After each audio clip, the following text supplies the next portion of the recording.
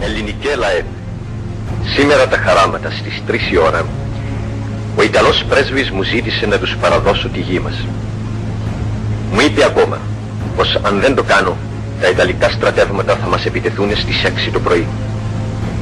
Του απάντησα πως θεωρώ τόσο το αίτημα, όσο και τον τρόπο με τον οποίο γίνεται, σαν κήρυξη πολέμου της Ιταλίας εναντίον της χώρας μας. Ας αποδείξουμε πως είμαστε πράγματι άξιοι των προγόνων μας και της ελευθερίας που μας εξασφάλισαν. Όλο το έθνος ας ξεσηκωθεί σύσσωμο. Ας αγωνιστούμε για την πατρίδα μας, τις γυναίκες μας, τα παιδιά μας, τις ιερές μας παραδόσεις. Ο αγώνας είναι για την ελευθερία και την τιμή μας.